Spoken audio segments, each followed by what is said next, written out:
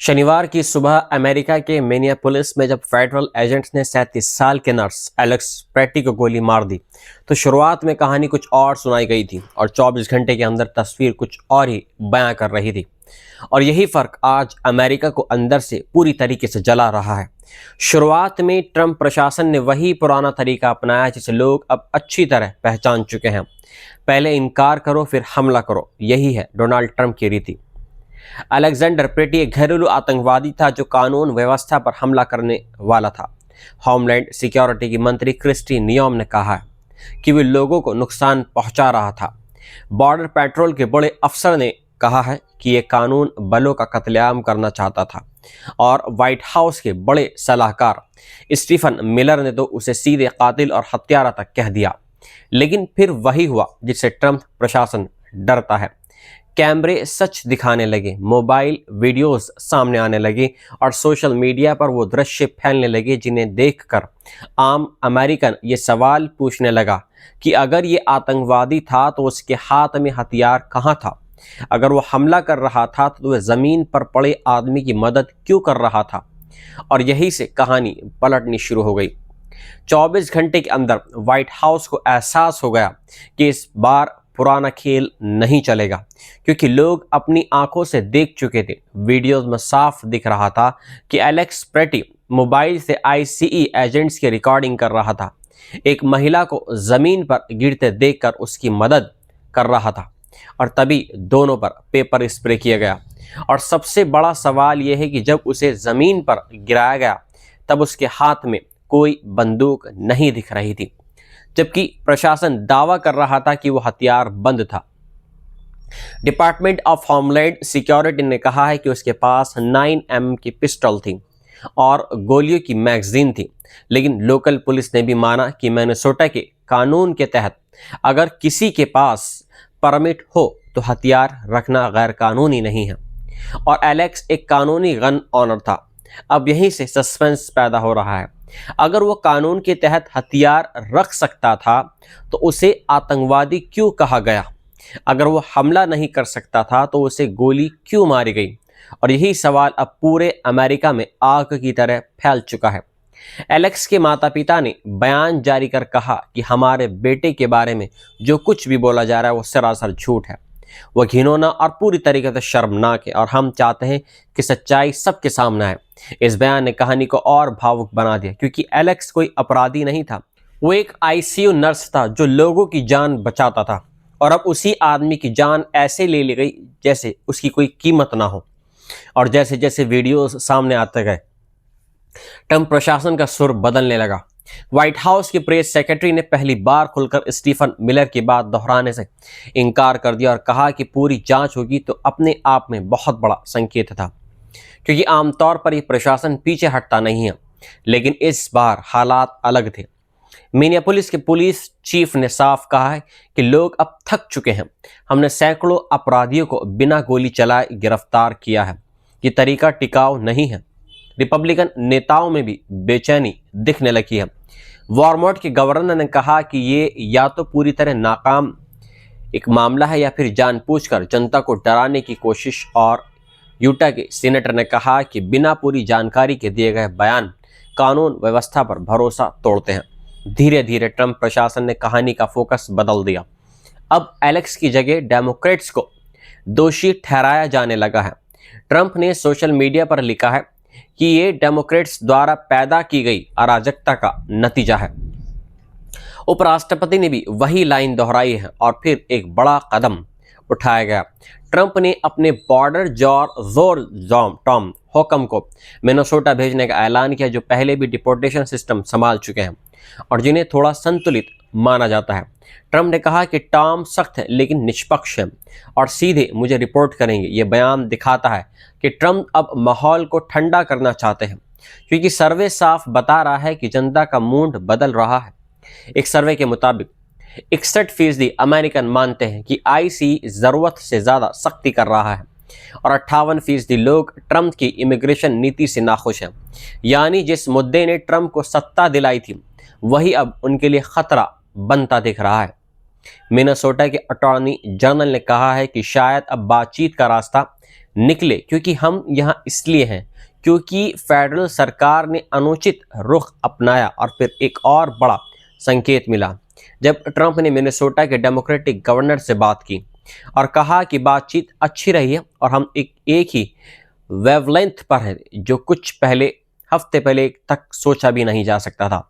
लेकिन कहानी यहाँ ख़त्म नहीं होती क्योंकि वॉशिंगटन में डेमोक्रेट्स अब खुलकर टकराव के मोड में हैं। उन्होंने डिपार्टमेंट ऑफ होमलैंड सिक्योरिटी की फंडिंग रोकने का फैसला किया है, जिससे शुक्रवार को सरकार बंद होने का खतरा पैदा हो गया है। डेमोक्रेट्स का कहना है कि जब तक आईसीई को जवाबदेह नहीं बनाया जाएगा तब तक पैसा नहीं दिया जाएगा। लेकिन इसके अपने राजनीतिक खतरे भी हैं क्योंकि पिछली बार सरकार बंद करने से उन्हें ज़्यादा फायदा नहीं मिला था और इमिग्रेशन जैसे मुद्दे पर वो पहले ही कमज़ोर माने जाते हैं। अब अमेरिका एक बार फिर उसी मोड़ पर है जहां कानून व्यवस्था, सुरक्षा, राजनीति और इंसानियत सब आपस में टकरा रहे हैं। एक तरफ एक नर्स की मौत है, दूसरी तरफ एक सख्त इमिग्रेशन नीति है और बीच में एक राष्ट्रपति है जिसकी राजनीति इसी मुद्दे पर टिकी हुई है। सवाल यह है कि क्या सच सामने आएगा या फिर कहानी फिर से मोड़ दी जाएगी। क्या एलेक्स प्रेटी को इंसाफ मिलेगा या फिर वो भी सिस्टम की फाइलों में दफन हो जाएगा। और यही सस्पेंस आज पूरे अमेरिका को बेचैन कर रहा है क्योंकि दाव सिर्फ एक केस का नहीं है बल्कि उस भरोसे का है जो जनता और सरकार के बीच बचा हुआ है। शनिवार की सुबह अमेरिका के मिनियापोलिस में जब फेडरल एजेंट्स ने 37 साल के नर्स एलेक्स प्रेटी को गोली मार दी तो शुरुआत में कहानी कुछ और सुनाई गई थी और 24 घंटे के अंदर तस्वीर कुछ और ही बयां कर रही थी। और यही फर्क आज अमेरिका को अंदर से पूरी तरीके से जला रहा है। शुरुआत में ट्रंप प्रशासन ने वही पुराना तरीका अपनाया जिसे लोग अब अच्छी तरह पहचान चुके हैं। पहले इनकार करो फिर हमला करो, यही है डोनाल्ड ट्रंप की रीति। अलेक्जेंडर प्रेटी एक घरेलू आतंकवादी था जो कानून व्यवस्था पर हमला करने वाला था। होमलैंड सिक्योरिटी की मंत्री क्रिस्टी नियोम ने कहा कि वे लोगों को नुकसान पहुंचा रहा था। बॉर्डर पेट्रोल के बड़े अफसर ने कहा है कि यह कानून बलों का कत्लेआम करना चाहता था और व्हाइट हाउस के बड़े सलाहकार स्टीफन मिलर ने तो उसे सीधे कातिल और हत्यारा तक कह दिया। लेकिन फिर वही हुआ जिससे ट्रंप प्रशासन डरता है। कैमरे सच दिखाने लगे, मोबाइल वीडियोस सामने आने लगे और सोशल मीडिया पर वो दृश्य फैलने लगे जिन्हें देखकर आम अमेरिकन ये सवाल पूछने लगा कि अगर ये आतंकवादी था तो उसके हाथ में हथियार कहाँ था। अगर वो हमला कर रहा था तो वह ज़मीन पर पड़े आदमी की मदद क्यों कर रहा था। और यहीं से कहानी पलटनी शुरू हो गई। 24 घंटे के अंदर व्हाइट हाउस को एहसास हो गया कि इस बार पुराना खेल नहीं चलेगा क्योंकि लोग अपनी आंखों से देख चुके थे। वीडियोस में साफ दिख रहा था कि एलेक्स प्रेटी मोबाइल से आईसीई एजेंट्स की रिकॉर्डिंग कर रहा था, एक महिला को ज़मीन पर गिरते देखकर उसकी मदद कर रहा था और तभी दोनों पर पेपर स्प्रे किया गया। और सबसे बड़ा सवाल यह है कि जब उसे ज़मीन पर गिराया गया तब उसके हाथ में कोई बंदूक नहीं दिख रही थी, जबकि प्रशासन दावा कर रहा था कि वो हथियार बंद था। डिपार्टमेंट ऑफ होमलैंड सिक्योरिटी ने कहा है कि उसके पास 9mm की पिस्टल थी और गोलियों की मैगजीन थी। लेकिन लोकल पुलिस ने भी माना कि मिनेसोटा के कानून के तहत अगर किसी के पास परमिट हो तो हथियार रखना गैर कानूनी नहीं है और एलेक्स एक कानूनी गन ऑनर था। अब यहीं से सस्पेंस पैदा हो रहा है। अगर वो कानून के तहत हथियार रख सकता था तो उसे आतंकवादी क्यों कहा गया। अगर वो हमला नहीं कर सकता था तो उसे गोली क्यों मारी गई। और यही सवाल अब पूरे अमेरिका में आग की तरह फैल चुका है। एलेक्स के माता पिता ने बयान जारी कर कहा कि हमारे बेटे के बारे में जो कुछ भी बोला जा रहा है वो सरासर झूठ है, वह घिनौना और पूरी तरीके से शर्मनाक है और हम चाहते हैं कि सच्चाई सबके सामने आए। इस बयान ने कहानी को और भावुक बना दिया क्योंकि एलेक्स कोई अपराधी नहीं था, वो एक आईसीयू नर्स था जो लोगों की जान बचाता था और अब उसी आदमी की जान ऐसे ले ली गई जैसे उसकी कोई कीमत ना हो। और जैसे जैसे वीडियोस सामने आते गए ट्रंप प्रशासन का सुर बदलने लगा।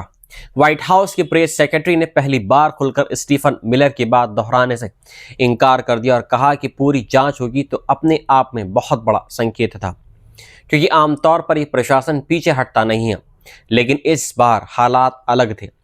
मिनियापोलिस के पुलिस चीफ ने साफ कहा है कि लोग अब थक चुके हैं। हमने सैकड़ों अपराधियों को बिना गोली चलाए गिरफ्तार किया है। ये तरीका टिकाऊ नहीं है। रिपब्लिकन नेताओं में भी बेचैनी दिखने लगी है। वॉरमोट के गवर्नर ने कहा कि ये या तो पूरी तरह नाकाम एक मामला है या फिर जानबूझकर जनता को डराने की कोशिश। और यूटा के सीनेटर ने कहा कि बिना पूरी जानकारी के दिए गए बयान कानून व्यवस्था पर भरोसा तोड़ते हैं। धीरे धीरे ट्रंप प्रशासन ने कहानी का फोकस बदल दिया। अब एलेक्स की जगह डेमोक्रेट्स को दोषी ठहराया जाने लगा है। ट्रंप ने सोशल मीडिया पर लिखा है कि ये डेमोक्रेट्स द्वारा पैदा की गई अराजकता का नतीजा है। उपराष्ट्रपति ने भी वही लाइन दोहराई है और फिर एक बड़ा कदम उठाया गया। ट्रंप ने अपने बॉर्डर टॉम हुकम को मिनेसोटा भेजने का ऐलान किया, जो पहले भी डिपोर्टेशन सिस्टम संभाल चुके हैं और जिन्हें थोड़ा संतुलित माना जाता है। ट्रंप ने कहा कि टॉम सख्त है लेकिन निष्पक्ष है और सीधे मुझे रिपोर्ट करेंगे। ये बयान दिखाता है कि ट्रंप अब माहौल को ठंडा करना चाहते हैं, क्योंकि सर्वे साफ बता रहा है कि जनता का मूड बदल रहा है। एक सर्वे के मुताबिक 61% अमेरिकन मानते हैं कि आईसी जरूरत से ज्यादा सख्ती कर रहा है और 58% लोग ट्रंप की इमिग्रेशन नीति से नाखुश हैं। यानी जिस मुद्दे ने ट्रंप को सत्ता दिलाई थी वही अब उनके लिए खतरा बनता दिख रहा है। मिनेसोटा के अटॉर्नी जनरल ने कहा है कि शायद अब बातचीत का रास्ता निकले, क्योंकि हम यहाँ इसलिए हैं क्योंकि फेडरल सरकार ने अनुचित रुख अपनाया। और फिर एक और बड़ा संकेत मिला जब ट्रंप ने मिनेसोटा के डेमोक्रेटिक गवर्नर से बात की और कहा कि बातचीत अच्छी रही है और हम एक ही वेवलेंथ पर है, जो कुछ हफ्ते पहले तक सोचा भी नहीं जा सकता था। लेकिन कहानी यहाँ ख़त्म नहीं होती, क्योंकि वॉशिंगटन में डेमोक्रेट्स अब खुलकर टकराव के मोड में हैं। उन्होंने डिपार्टमेंट ऑफ होमलैंड सिक्योरिटी की फंडिंग रोकने का फैसला किया है, जिससे शुक्रवार को सरकार बंद होने का खतरा पैदा हो गया है। डेमोक्रेट्स का कहना है कि जब तक आईसीई को जवाबदेह नहीं बनाया जाएगा तब तक पैसा नहीं दिया जाएगा।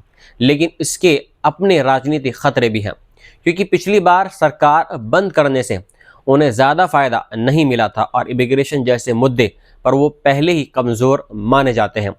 अब अमेरिका एक बार फिर उसी मोड़ पर है जहां कानून व्यवस्था, सुरक्षा, राजनीति और इंसानियत सब आपस में टकरा रहे हैं। एक तरफ एक नर्स की मौत है, दूसरी तरफ एक सख्त इमिग्रेशन नीति है और बीच में एक राष्ट्रपति है जिसकी राजनीति इसी मुद्दे पर टिकी हुई है। सवाल यह है कि क्या सच सामने आएगा या फिर कहानी फिर से मोड़ दी जाएगी। क्या एलेक्स प्रेटी को इंसाफ मिलेगा या फिर वो भी सिस्टम की फाइलों में दफन हो जाएगा। और यही सस्पेंस आज पूरे अमेरिका को बेचैन कर रहा है, क्योंकि दाव सिर्फ एक केस का नहीं है बल्कि उस भरोसे का है जो जनता और सरकार के बीच बचा हुआ है।